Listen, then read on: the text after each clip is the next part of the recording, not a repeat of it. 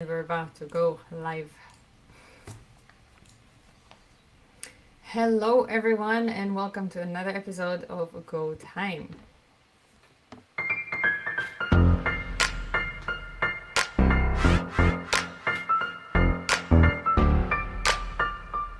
Let's do it. It's go time.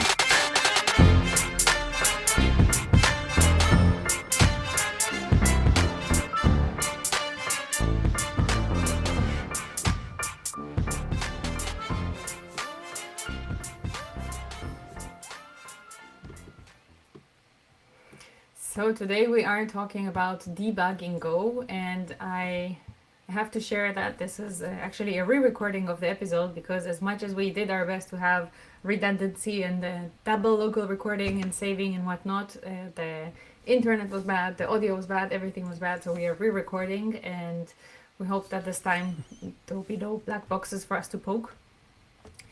I am joined by my co-host Ian. Hey Ian, how are you doing? I'm doing well. This one's going to be interesting. Definitely still one of those print people, so we'll see if I learn anything. We're also joined by Liran Haimovitch and by Tiago Queiroz. And gentlemen, would you like to introduce yourself? Liran, you are joining us from 1 hour in the future. You're joining us 1 hour away from Berlin. You are in Tel Aviv. Yeah, so I can definitely relate. Print has, because debuggers can be so cumbersome and often hard to use in so many cases, and just say, I want to know what's happening in this line. Let me add, recompile, rebuild, ship it, and get to know whatever is happening there. However, building the software and shipping it isn't always that easy. Rookout come in. So my name is Liran Haimovitch. I'm the CTO of Rookout. Spent about a decade doing cybersecurity. For the past, 6 years now, I've been focusing more on and how to use dynamic other concepts from cybersecurity to make observability, debugging more agile and easier to use in production. Thank you for joining us. Tiago, you are also here in Berlin. Yes. Hi everybody. I'm Tiago. I live here in Berlin. I'm originally Brazilian. Just about myself. Yeah, so I'm a software engineer. I've been working mainly, almost exclusively with Go for more than 5 years now. Currently, I work for Elastic on the Elastic Agent and Beats. So yeah, it's interesting because lots of our debugging there is basically logs, because we basically build binary ship, people run it. They sometimes run into issues because, no software is perfect. So actually log statements and print debugs is still one of the main ways to discover what's happening, especially when the issues are not on our machines. And most of my work experience before Elastic was with startups and microservices. Also worked a lot in the sense of bringing observability into some places, and was always advocating for better observability and debugging tools. So yeah, that's a topic that I enjoy a lot and try to always bring more, let's say, awareness on my workplaces. You need to make things observable and easier to understand when they break. So they should almost tell us, hey, I broke because of that. The AI will be telling you, you broke it because of that. So let's talk about some practices that we have today without the AI. What are some good and bad practices in debugging that are maybe specific to Go?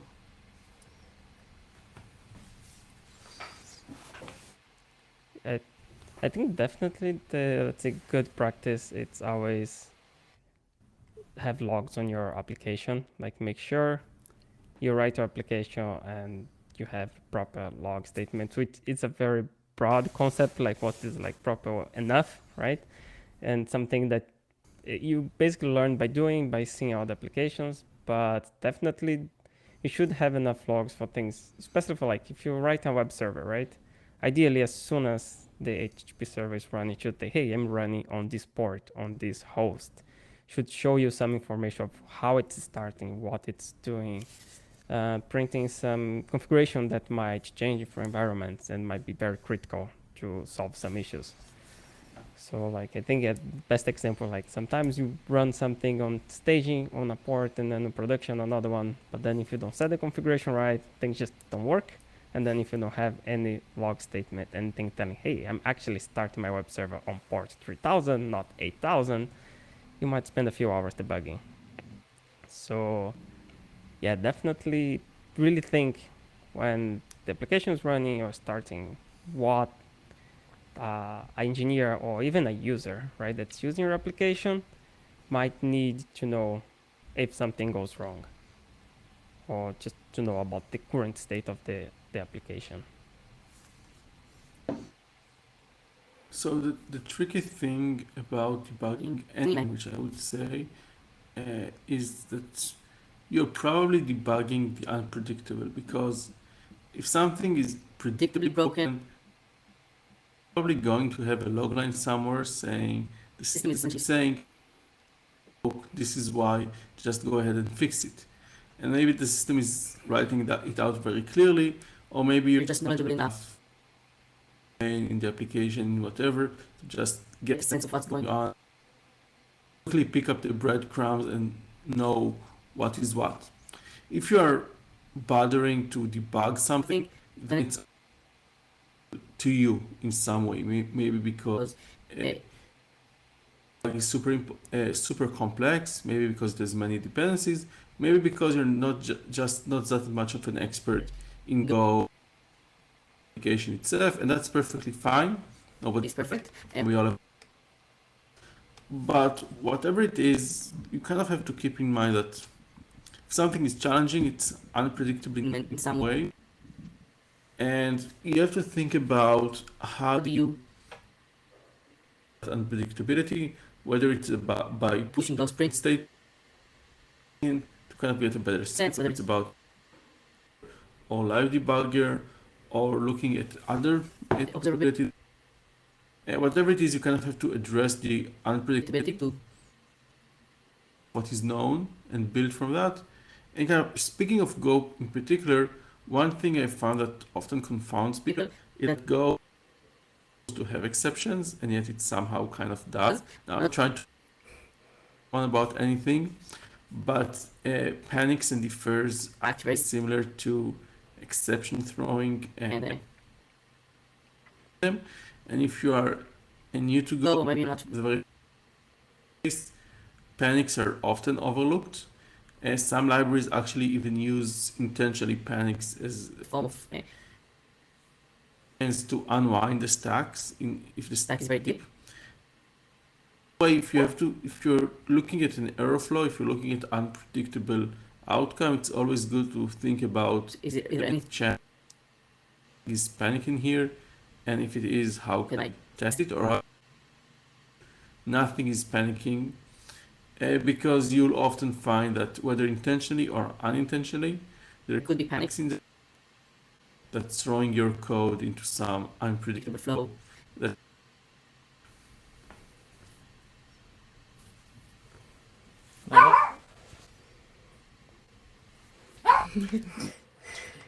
My dog, I think it's the first recording I'm on when somebody else.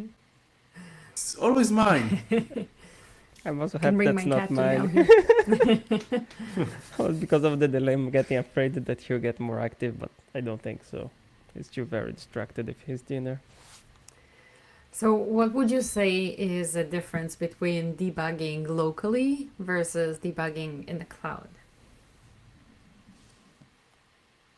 I think the main difference is debugging locally. You can run the bug in slow motion.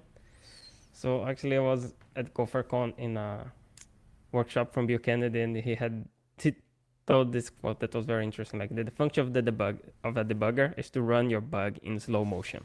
So basically, that's the only thing it does, right? But That's a nice quote. it's actually very interesting. And in the end of the day, that's it, right? when you attach a debugger to an application that usually you only do it locally, you can literally run the code in slow motion, stop and introspect things, right? I find it extremely useful to have debuggers when you do not fully understand the workflow of the program or like the code paths, or there are too many dynamic things happening. If I really understand the program, usually I just always go for print statements. Because then like, okay, I pass it through here, or that's the value of that variable. Usually I have a hint to what's happening, right?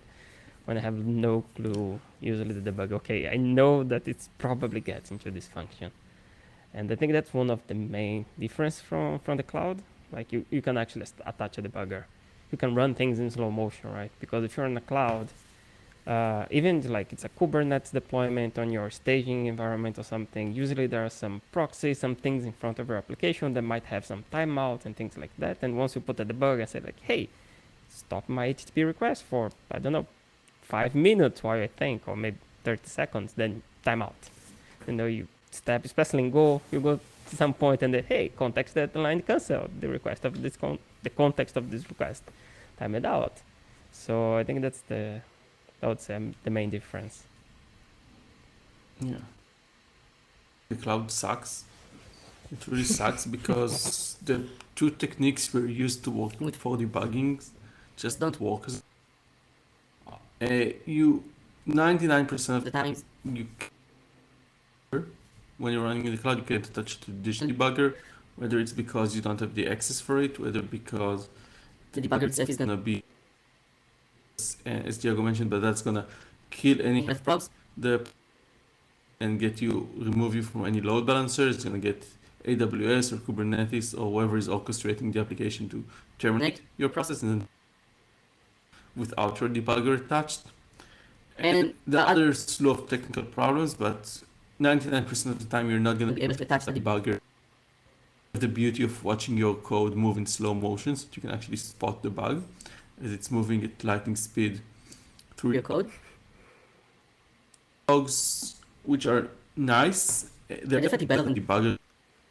But again, when you go to the realm of unpredictability, logs are more often than not, I wouldn't say, because that's a harsh statement, but they can be challenging to read, challenging to sift through and grasp the bigger picture and find essentially the needle in the haystack. How many logs you have. It's also about where they positioned compared to the bug, and how much information do they actually reveal about the inner workings of the software. And now what as Ian is call with is about, I like to add prints to get things, and adding prints when your code is running in the cloud, that takes a while. You have to add a code, then you have to either build it locally or push it to the remote, and then that has to be deploy somehow. It can easily take you 20 minutes if it's a personal environment to add a log line. Take you hours or days if it's a shared environment or even a production environment. So you can still debug with prints, but changing them becomes very, very painful and slow, which is part of the reason the new form of debuggers that spun up, which are super useful. And we actually released Go support last year, and I think that's cloud debugging so much easier when you can get that traditional sense breakpoints and seeing the data while still working with load balancers and API gateways and Kubernetes and all that magic. Yeah, I want to hear more about that cloud. Like, I've not heard of that. It's kind of blowing my mind. Can you just elaborate? Sure. So at Rookup, what we is provide you with developer observability in general. First and foremost, a debugger-like experience without any debugger involved, essentially. Key to do is install our agent or SDKs for Go module, and that Go module essentially connects to an orchestration system, and then we kind of provide you with what would happen if I play. So you go into our platform, you place a breakpoint or a non-breaking breakpoint on that line of code, and the next time this line is once, it can be 100 times, it can be more. We collect snapshots. Snapshots looks exactly like a breakpoint would show, what a debugger would show if a breakpoint was hit. So you would get stack trace, you would get values, everything, except those snapshots are asynchronous. The application doesn't stop, it doesn't wait for you to read through the slow motion of debugging. We application for a millisecond or two when we capture that snapshot. You can read it or take a look at it offline at your leisure. You can go back and forth between different snapshots so you can see how the code is running, except the code ran really fast.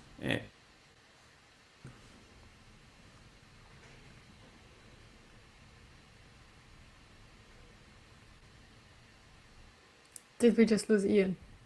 It seems so. Yeah, we lost Ian. I think Liran, you just blew his mind. Camera off. I hope you're happy. I do try.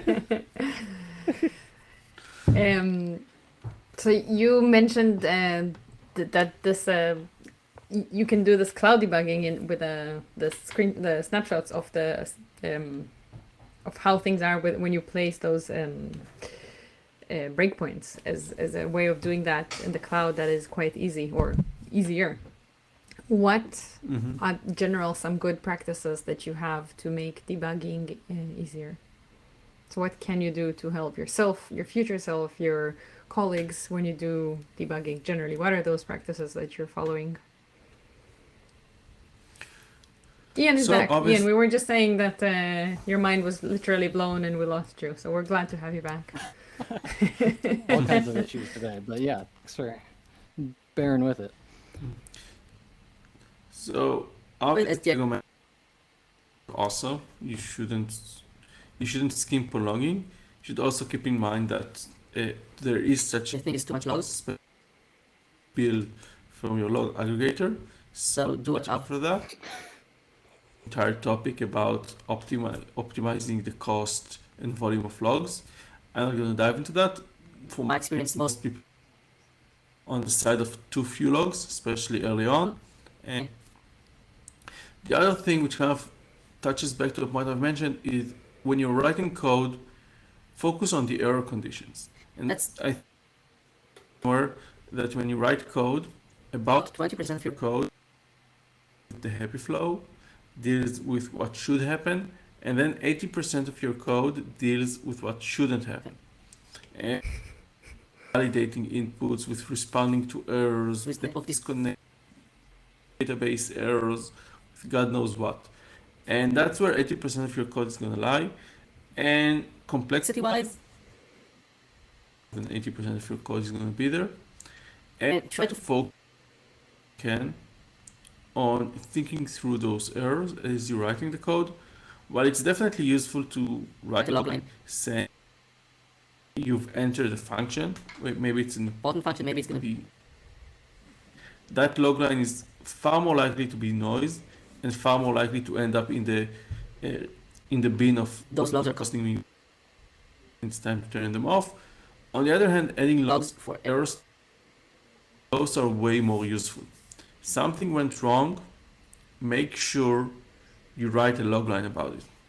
I think as Rookout actually used Rookout at the time to debug a bug they've been chasing for over 6 months. It was a super complex bug, and they had worth 3-sided authentications, and they got a cookie. It actually had this error validation code that assumed that they're going to truncate it. Now the cookie held a JWT token. Obviously, it's a signed artifact. Signed artifact, the signature is not going to be valid. Sent through kinds of pain, and they literally had a comment on that if statement. Add the logline here. Do comment to add the logline And if they said, happen, add the log line. And they didn't add the log line. And they've spent over 6 months out what was going wrong and why some users couldn't log in. And that was because their cookies were too large because of various settings somewhere else across the world. Yeah, definitely watching out for your error logs. I think that's like one of the most helpful thing, but not just the logs themselves, but like craft good error message. You know, don't just say, hey, I broke, or like, I don't know, error inserting on the database. Try to give a context of why that thing failed. You know, like, you know, fail inserting, like, for simple thing, like, for example, it's an insert, at least print the name of the table. Probably, maybe you cannot print the whole SQL statement, but you can print the table, or maybe say failure inserting a user or doing something. So like, try to explain it, giving context why you in that error path, right? Like Liran said, watch out for those error handling code. That's usually where lots of bugs and issues are going to happen. Errors are not well handled, or even worse, like they're handled, but like they're just hidden, and then you, when you run the application on your logs and things like that, you don't see that there was an error, or maybe the application exits from like a error handling path, but it doesn't tell you why, or if there's an error but doesn't tell you why. For example, I actually have a good example. Like recently we had some PRs on our applications, like adding more logs, adding more context to this error log, because it's something like, oh, I cannot start because the log file already exists, right? So maybe there's another instance, but it didn't tell where the log file is located. It just says the log file, it's there, but like, okay, where is the file? How do I find it? To find which process is holding that file, you know?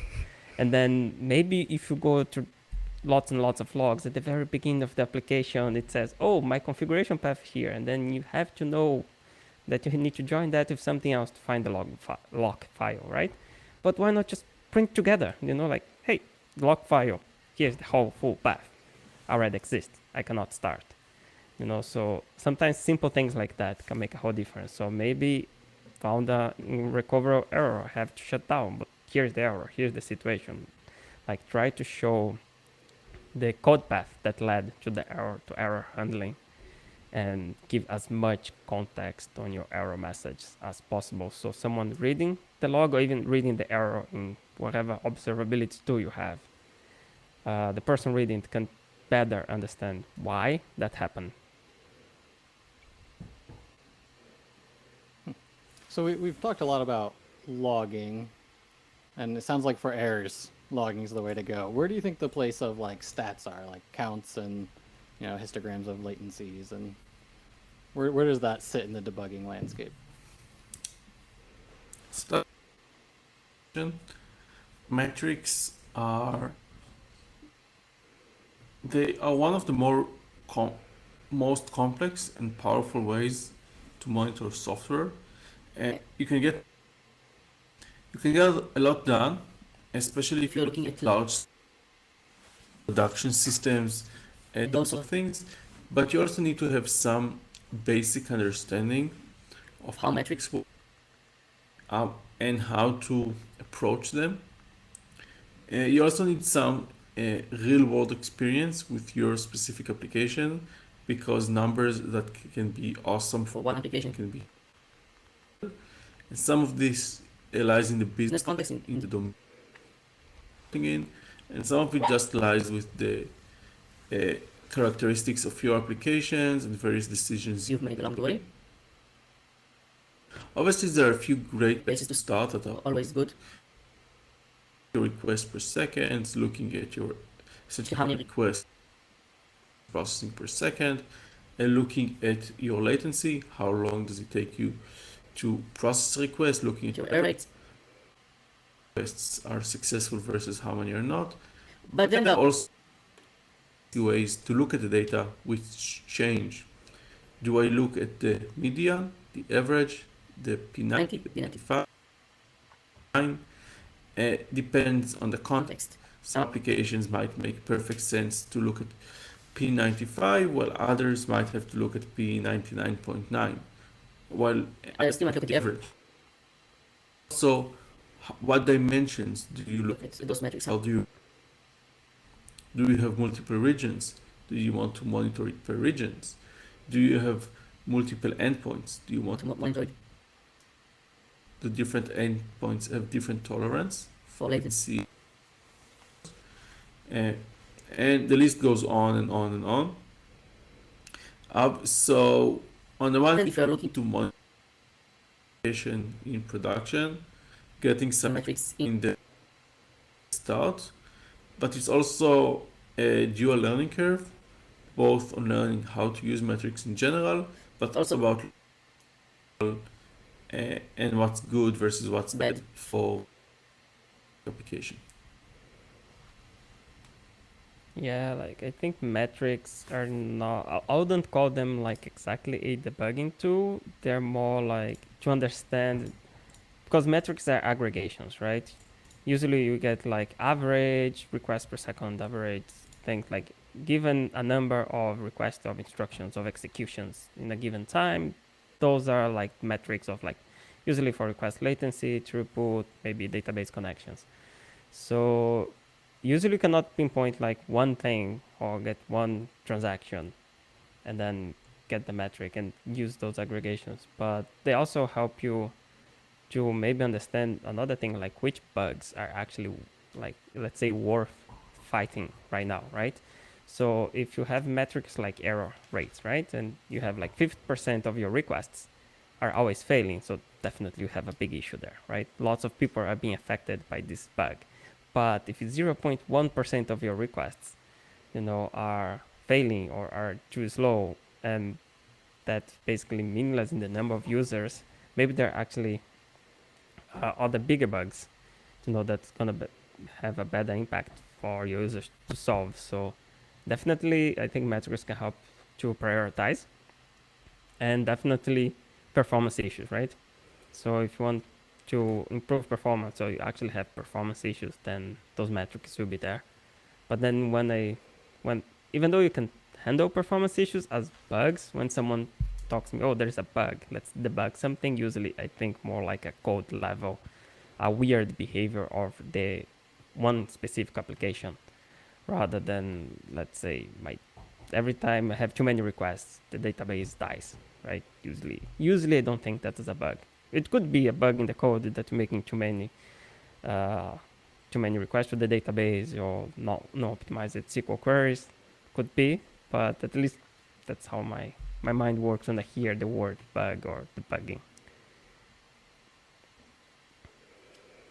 We talked about good and bad practices of debugging. We talked about debugging in the cloud versus on-premise. We talked about stats versus errors or logs.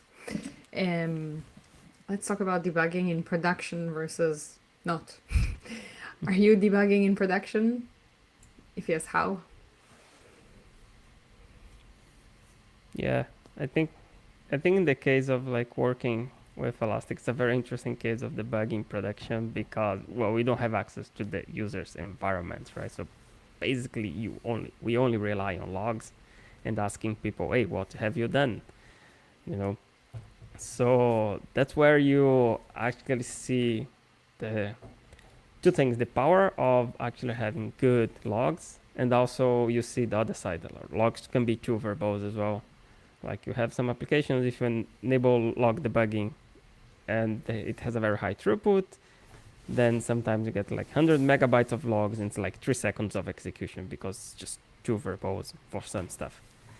So yeah, I think that definitely debugging production has this facet of sometimes you actually don't have access to environment, and I would say more often than not, you mostly rely on logs and metrics, and that's all you have. So you basically, let's say, looking to the past. Okay, something happened, like I have things that point me what happened in the past, not right now. That's different from debugging, or even locally, or even usually on staging, that you have more control. the environment. And you can't really reproduce what the person who reported this has, because it's not like, send me your code and I'll try to run this, see how that works. Yeah, sometimes you just can't, or sometimes you do your best to get as close as possible. But yeah, that's the thing that reminds me something. Yeah, sometimes you can't have access to production or to the actual environment, but you can reproduce a close enough experiment if you have enough information. Okay, every time those situation happens, then there's a bug. Then you go to your development or staging environment and you reproduce as close as possible. And then you can actually debug, run your debugger, run your tools.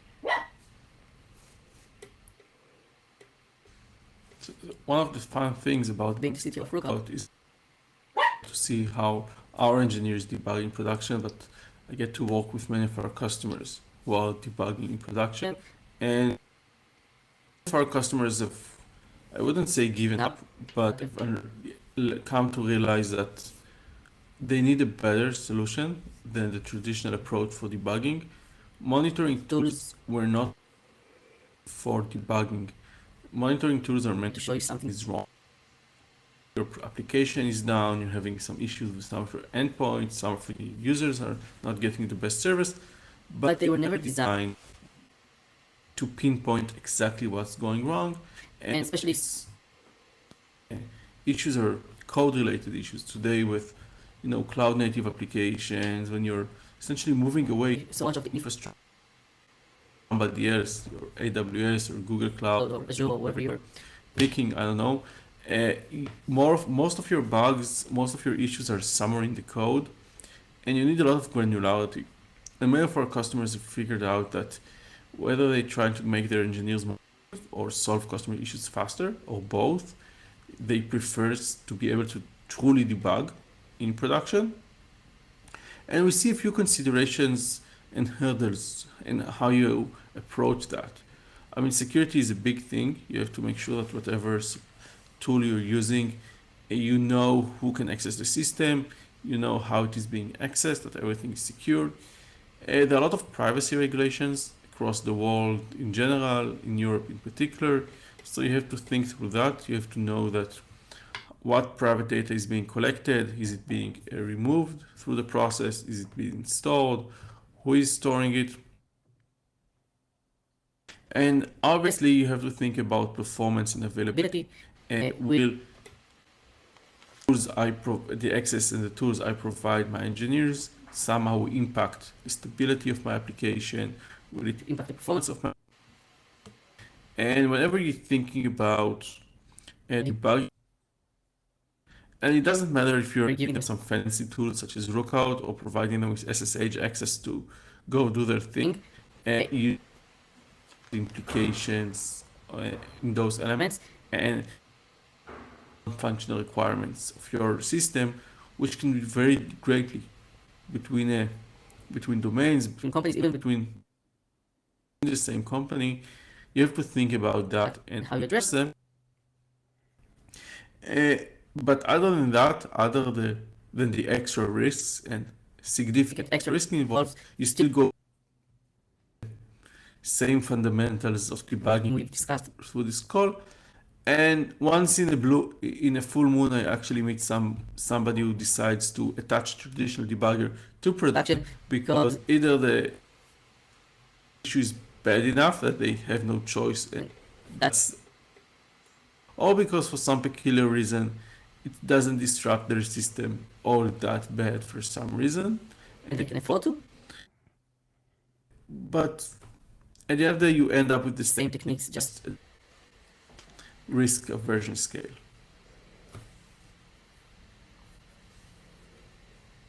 So I want to go back to logging just a little bit. I know we've talked about it a ton, but we mentioned earlier that sometimes there's not enough logs, sometimes there's way too many. Do you think log levels play a role in that? Is there something that we should use? There's in the Go community, there's a lot of kind of argument that just a single log is enough, and other people like the levels. What are y'all's thoughts? Yeah, I would say it depends. I've gravitated towards different opinions of like you should only have one level or should have multiple ones. And I think it depends on definitely depends like what kind of applications you are developing, right? If you like deploy your own microservices on your infrastructure, then you have way more control. So maybe you can get away with like less log levels and really craft good log messages. But if you actually deploy like providing binaries that people are gonna download and run, then at least at the bug level would help, because then you can say, okay, those are things that most of people don't need. It's just gonna waste disk space and things like that, or like log storage if they're shipping there somewhere. So 99% of the time we're never gonna need it. But then when there's an issue, then we actually need to see that. And in some of the applications that we have at Elastic, we actually have even a different approach. We do have the log levels, but also we can filter specific loggers. So different parts of the application, they still set the logger like, hey, I'm a harvester, I'm an input. So you can say, oh, I want log the bugs from our inputs or from our parsers or from something like that, or from the output. So basically you can set different, it's almost like setting different log levels for different components of the application. So that's also an approach that I find quite interesting, can be quite useful, especially when you have this situation of like logs are probably going to be too verbose, some of them, but then you can filter out the verbose ones, not like even generate them. And then you focus on the things you actually need. Yeah, I would definitely And agree. when Logs. yeah, Oh, sorry, go ahead. the delay is wonderful. No, you go ahead. So log levels are super important. You can't do without them. And I mean, at least if your system is in scale, and it comes to how much traffic it's handling, because you're gonna have to cut logs somehow, and verbosity levels is the easiest to do with. Obviously, you can get fancy later on, as Tiago mentioned. Speaking of log levels, there is one thing you have to keep in mind. When you're looking at most SaaS operations today, when the same team builds and operate the software, log levels especially tend to be gamed. Now, let's take an example. Say you're running the application for the first time, you're probably spewing debug logs. You have zero traffic, you're printing everything, you're just dying to go to your website or whatnot. So why not just print everything? Then later on, the application grows, you get more traffic, you move to info, still no biggie, but then at some point, your application explodes. Thousands of users, you're paying way too much traffic, way too much money, log aggregator somewhere, and all of a sudden, some ops guy come and say, or girl for that matter, comes and say, let's cut back, we need to move to warning level and above, wasting so much money and nobody's looking at those logs anyway. Now, you might have a pretty well-defined, you might not have those well-defined levels. Some software engineer is gonna need some piece of log to troubleshoot something or get their job done. I can assure you the level of use is gonna be warning and not info debug of how important that log is, because it's people, they game the system. If they need a log line, they're gonna do whatever it takes to add that log line. Now, in the long term, that means that every time you increase the minimum verbosity of the log levels, some logs, but new logs are going to be added, and a lot of the get moved, refactored into the newer level, and that's not necessarily based on important, based on the what was most recently used by our engineers, which doesn't necessarily provide a good feedback on what's.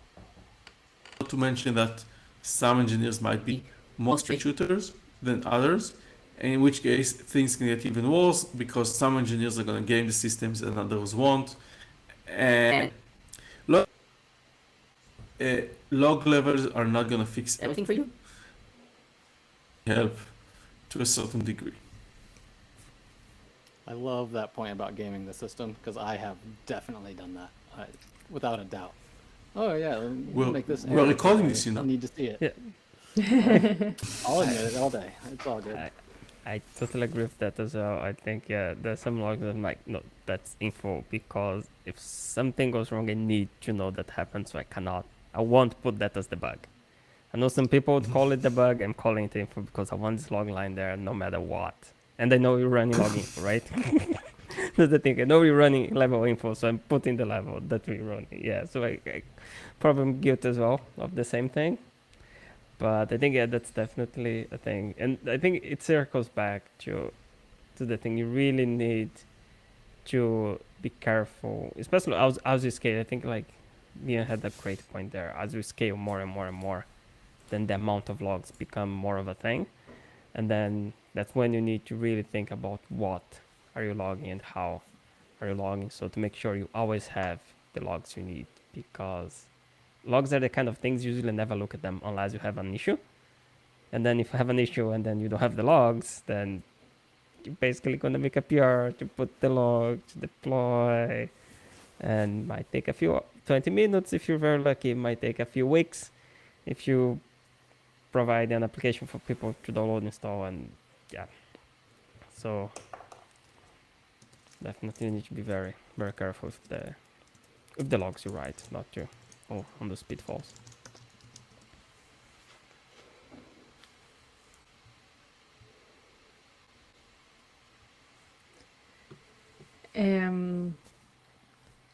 Last question, and then we jump to the fun part of the unpopular opinion.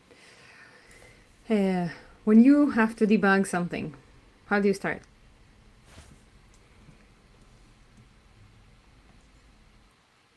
So I always start by trying to reproduce as close as possible the situation where the bug happened, right? So usually get, okay, that thing is failing on, I try to reproduce it.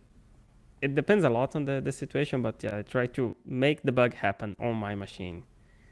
If the logs that I have are not right enough to make me understand what's happening, sometimes it is. And then job's done, just, okay, here, your error message, that's your issue. Usually that's not that simple. So yeah, usually it's set up, let's say a small experiment, so I can reproduce the bug as, like in a very easy way. So I can run it over and over until I understand what is causing it. And then there is where I would say the art of debugging starts.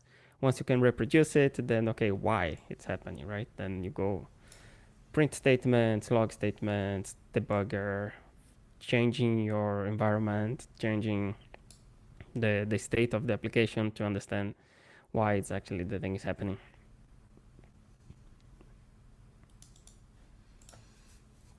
So I think what I can do is look at the code, especially if I have a bug report that kind of points me in the right direction. Quite often, if you look at the code of the friend, whether it's your code or somebody else's code, assuming you have a parity with the application as a whole, and you're looking at the suspected piece of code where bug might new first of eyes, and with some description of, you'll often see the bug. It can be enough by one bug, it can be a comparison, and that's looking at the wrong. I just had that bug a couple of days ago. You might have other issues. You might have a call missing or an extra call. But if you're and you have some, you know what you're looking for, you can compare the code and say, hey, this looks wrong. Kind of all of a sudden understand what's going wrong. Other than that, debugging is a very associative process. I mean, if things are very messy, you can start doing a more standardized process, building everything you know, writing various hypotheses about what could possibly go wrong, and then starting to discuss how you can collect that extra data you need to or remove those hypotheses, potentially by adding tons of prints. And that's how it usually works. But early on in the process, I found that associative thinking leads to fast, quick, in most of the cases.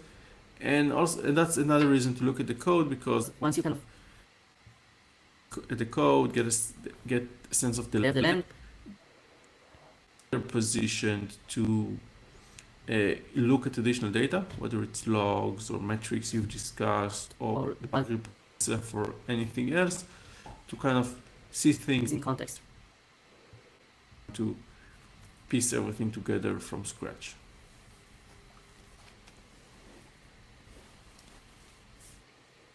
Great. All right, the next part of the show I think is everyone's favorite, unpopular opinions. Hope you guys came with one. Yes. All right, we'll play the music and Let's pretend it's there. We have Matt singing unpopular opinion, and then we'll add that later in the editing. The magic of editing. Ian should sing. It live. Yeah. oh, absolutely not. I'll admit that I game the logging, but I will not sing on the broadcast. All right, who wants to go first? I think that's I'll go. for the music. So, Go for it. So my unpopular opinion is about OpenTelemetry. OpenTelemetry is being touted as the one to push them all, but I find it to be over presumptuous in many cases, way too complex. Hardly that much of a benefit over. In most cases, obviously there are exceptions. There are super fancy, super complex cases where you have 2,000 microservices, like who figure out it was the wrong approach, in which case you desperately need distributed tracing and OpenTelemetry, and good for you for inventing that. The rest of us mere mortals are better off not overcomplicating our systems and not overcomplicating our observability solutions. And it's always better in engineering in general. in software engineering. Logs are awesome. They've been with us since the dawn of computer engineering. Metrics are pretty sweet as well. If you want to see, structure logs are Really great. and they be very simple. They can have literally a couple of lines of configuration on any piece of logger itself, and you configure it. And On top of that, in Go is a lot of boilerplate, a lot of configuration. You have to set up all the middlewares yourself. So don't hold high hopes for us. you're taking a very Very complex, a very expensive solution that's gonna have it's gonna have less value. In some rare cases, you might never meet. it can than what your the more traditional approaches.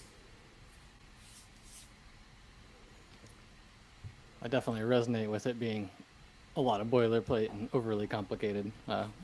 We made a move to that and abandoned it because it's a lot. No, sounds like the unpopular opinion is popular. Yeah, I also agree.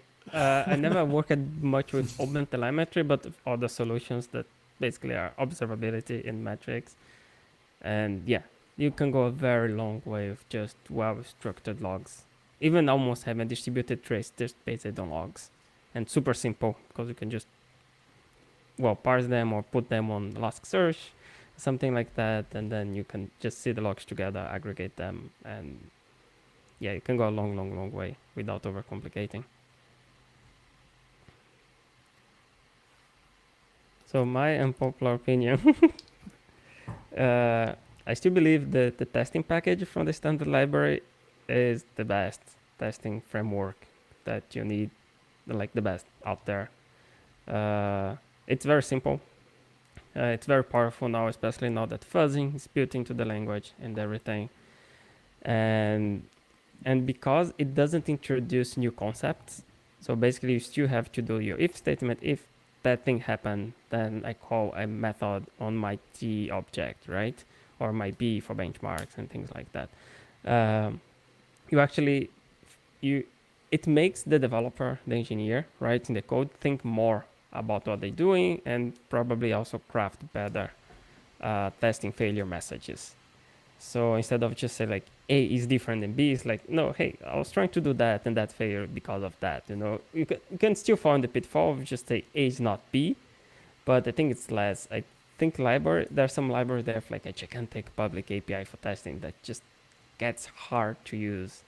And if some very small nuances here and there, I've seen a few examples of they just like misplaced it, like would be the error message if the actual error that was being compared, and luckily the test was not very wrong, but that happens. And if the testing package, like that's just not gonna happen, right? You can only basically print a message saying like, okay, the test, you can fail the test, and then you can write messages explaining why. And well, of course, like building language is very different than building other kind of applications. But as far as I know, in Go, like to write code, they only use the testing packages. So it's powerful enough to write Go. So it should also fit, say, most, if not all use cases. And you can always write your helper function if you need specific things. And the t.helper, it's also a great helper. Ooh, I'm worried I that one's wonder if going to this be one- popular as well. Yeah. I brought an There's unpopular one- opinion as well. Oh, wow. Okay.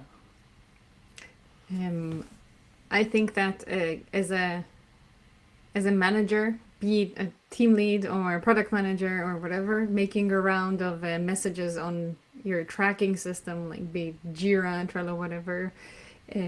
What's the status here? What's the status here? What's the status here? And then your developers arrive the next day to like 10 messages that all look the same. What's the status here? Is one of the worst things you can do. Generally, no, it's supposed to be the Elon unpopular. Musk Don't way say is that. much better. The Elon Musk way is much better. Tell everybody they're fired next Week if they don't deliver. with overnight. Now that's an unpopular opinion. No, all those status messages never fail to give me anxiety. Like, wait, was I supposed to get all of these done?